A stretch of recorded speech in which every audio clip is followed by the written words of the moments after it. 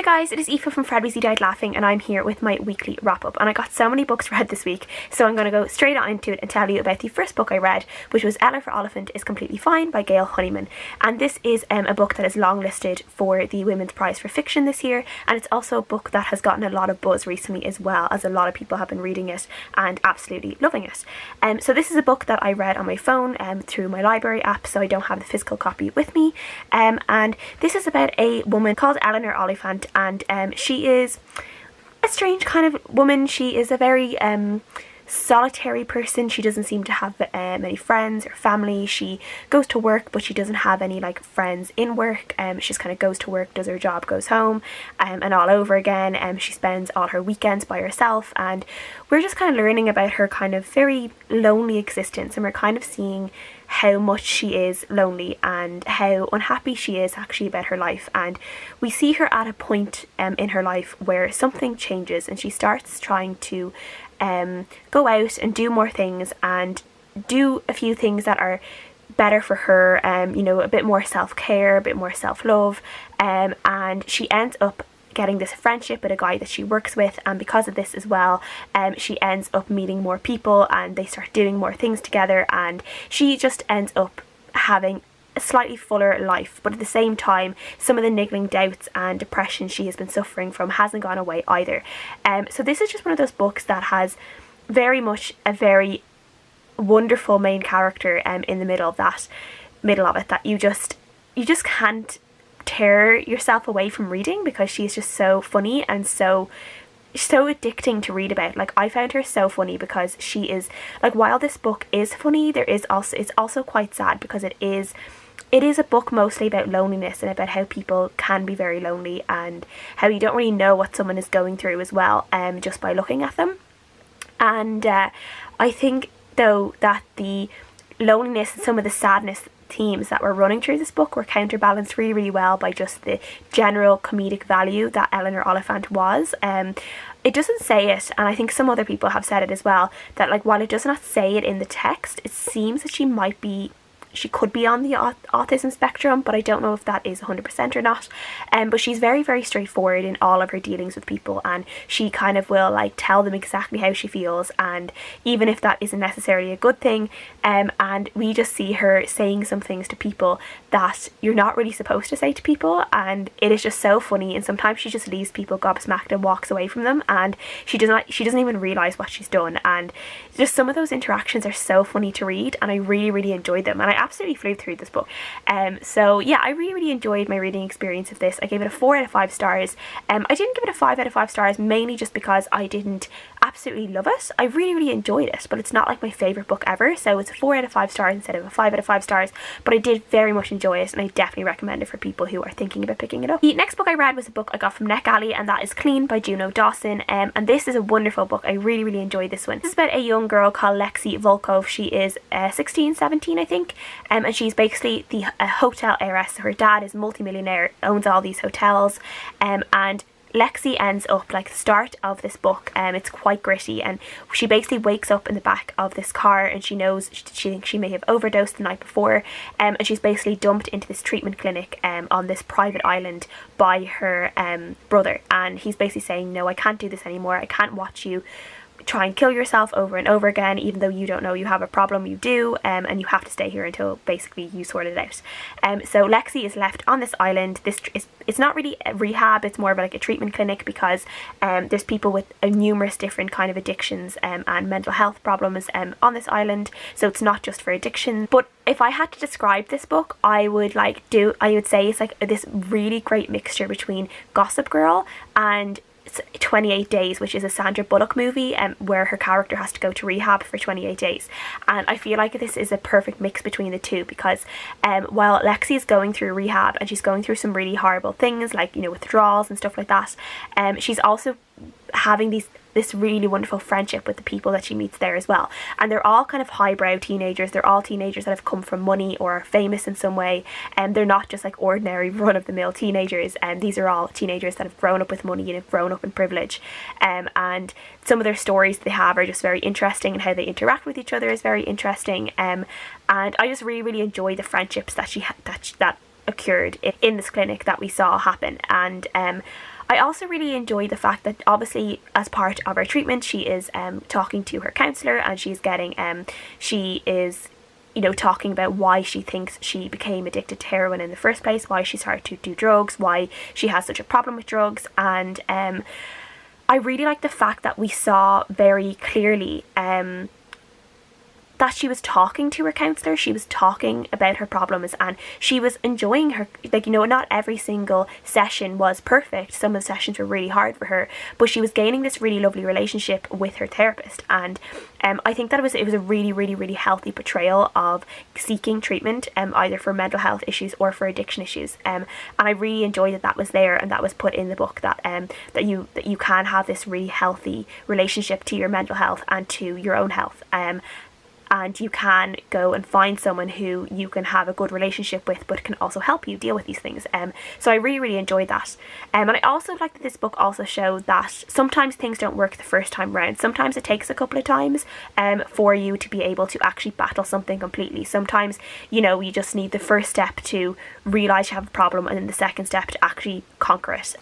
So I really, really enjoyed that. I think some of the romance in this I could have done without. There's a little bit of romance, there's not loads. I think at the very end I started getting worried, thinking that the romance was going to be the end all of it, but luckily it wasn't. But I just absolutely love this book. I absolutely flew through it, and it was just brilliant, so I'm giving it a 5 out of 5 stars.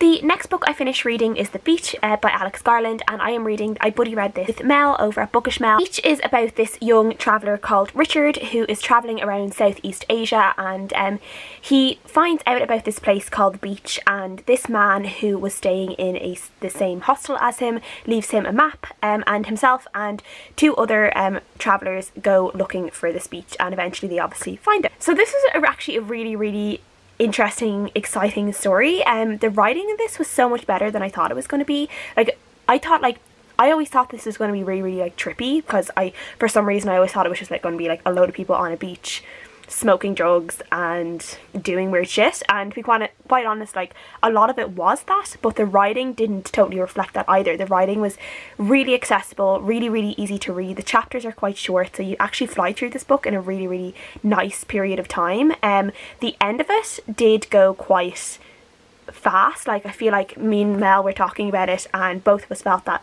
the ending kind of like, we had this big massive build up about what we thought was going to happen at the end, and then the ending got wrapped up really, really quickly.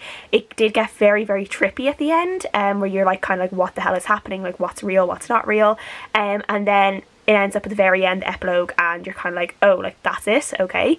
So it was a little bit strange, and it's a little bit like, okay, bam, it's over. So that was a little bit disconcerting. As well, I was actually saying to Mel as well, like, you would know this was written by a man, because obviously they're on this beach, they, you know, they don't have many kind of products or stuff that they need, and there's all these women on the beach, and there's never any mention of what they do when they have like their periods or anything on the beach. So there's never any mentions of like tampons or pads or whatever, or having to buy these things when they go to the mainland to buy stuff like rice and food and all.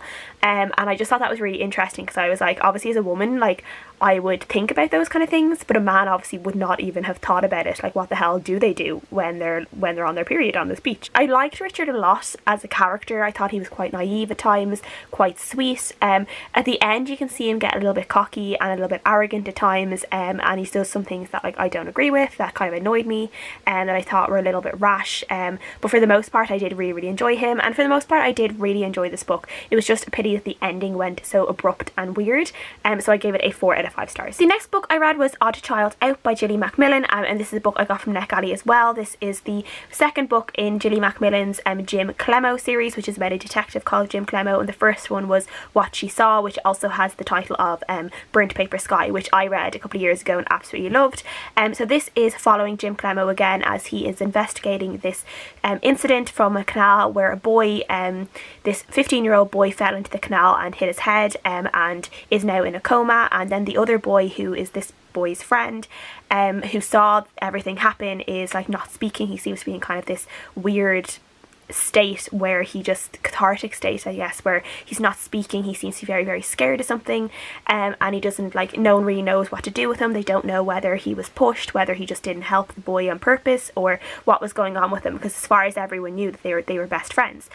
So Jim Clemo is basically trying to figure out the background between these boys, what they were doing out so late at night, and we're also kind of seeing the boy who is in the cathartic state. His name is Abdi, and he is the son of a family of Somalian refugees. So we're seeing this section of his family and the way his family feel in Britain as refugees, and as Muslim refugees as well, and we're seeing kind of their struggles being in Somalia and being in refugee camps in Somalia and eventually coming to Britain. And we're seeing how some of this links to Abdi and stuff that has been happening with Abdi and his friend Noah, who is the one in the coma. And we're also seeing a little bit of a strange, emotional, manipulative relationship between Abdi and Noah, but we don't know if this has had anything to do with the accident that caused Noah to go into a coma. So we're kind of just, there's like a few different things to ravel out. I thought this was really, really good. I really enjoyed it. I read it all in basically one day. I just couldn't put it down. I thought it was really, really gripping. And just trying to figure out everything that was going on between the boys and everything that was going on with Abdi was really, really, really interesting, and I couldn't put it down. I think at the end, for some people, the end might go a little bit crazy, because it does get, like, a bunch of stuff happens at the very end, which is a bit insane, and there's a bit at the very, very end that is so disturbing, that obviously I can't say what it is because it'll be a massive spoiler, but it's so disturbing, but I feel like it's a really great kind of wrap up to the book, and to the story of Noah and Abdi as well, which I really, really enjoyed. So yeah, I gave this one a 4.5/5 out of 5 stars. My least favourite of the week, and it was Happy by Nicola Barker. This is also longlisted for the Women's Prize for Fiction. It is a book that is set in this weird dystopian future where everyone is kind of perfect and happy, and no one really seems to, like, tell stories or narratives anymore, and they speak in this really weird way, and people don't really seem to have, like, proper feelings or whatever. To be quite honest, I don't really know what is going on in this book, because I absolutely hated it. I gave it a 1 out of 5 stars.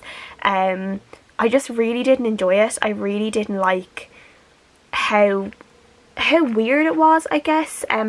Like, I just didn't get it. I didn't get what they were trying to say in it, and it made me feel kind of stupid, and I hate when books do this. I hate when literary books like this do that to me, because I don't think I'm stupid, but these books make me think I am, and I feel like a lot of people would have a really, really hard time reading a book like this.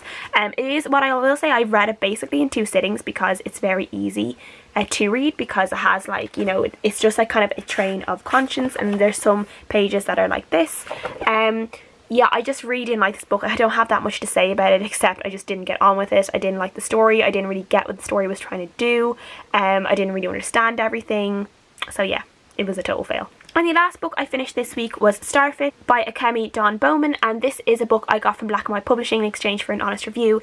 And this is about a girl called Kaiko who is half Asian, half American, and she is living with an emotionally abusive mother, and she doesn't really enjoy her home life. She's very anxious. There's stuff that happened to her in the past with her uncle that has been really, really traumatic for her, but no one seems to believe her. Her mother never believed her when she told her what her uncle did to her, and she's living in this just kind of very tense household, and she's kind of put all her dreams into going to this art school in New York, and she ends up not getting into it, and around the same time she finds that she didn't get into the art school, this old friend from her childhood comes back into her life, called Jamie, and he ends up helping her, and they kind of go on this road trip to California for her to check out some art schools in California, because he knows that all she wants to do is get away from her family, basically. And I really, really enjoyed this. There's parts of this that are quite serious, because obviously Kaiko is dealing with a lot of issues, a lot of you know, she seems to not really like herself, she doesn't think she's pretty, she's dealing with anxiety about stuff that her uncle did. She is always trying to please her mother, but her mother is like a very, like, narcissist type of person, manipulative, always wants to be in control, never seems to care about other people's feelings. It's very hard to see some of her interactions with her mom, because her mom is just so horrible, and it's almost frustrating to read it as a reader, because you just want Kaiko to scream at her mom and tell her, like, you know, tell the mom what she needs to hear, which is that she's a horrible person and needs to cop on and start looking after her children better.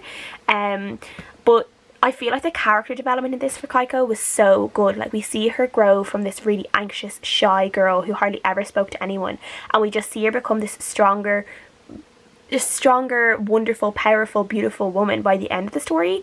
It's only in the space of a few months. And I really enjoyed this book didn't do that trope of, you know, love interest fixes all. You know, love interest can fix all your problems, all your anxiety, all your mental health issues. Kaiko kind of stepped away from that, and she knew that she had to deal with some stuff on her own, and you know, she couldn't use people as a crutch. She needed to do things on her own, and she makes that very, very like a specific statement in the book, and I really enjoyed that. I thought, again, that was a really healthy thing to portray, that, you know, sometimes you have to do these things on your own, and you can't, you know, you can also always have people for support, but you can't be using people as a crutch, and using people to hide away from your actual thoughts and feelings that you might need to see someone professionally about. End of each of these chapters, because each of the chapters is basically Kaiko describing what she has drawn that day, and basically what she has drawn manages to sum up all her feelings and emotions in each chapter, and the way it's done is just so beautifully told, and it's so descriptive as well that you can just see it in your mind, and I really enjoyed that. Yeah, this was really good, and I gave it a 4 out of 5 stars, and I really recommend it for people to read. This is obviously also own voices, so yeah, I just thought this was wonderful. That's everything that I have read this week so far. Please let me know what you guys thought of all the books I read, and what you guys are reading, because I would love to know, and I'll see you guys again next time. Bye!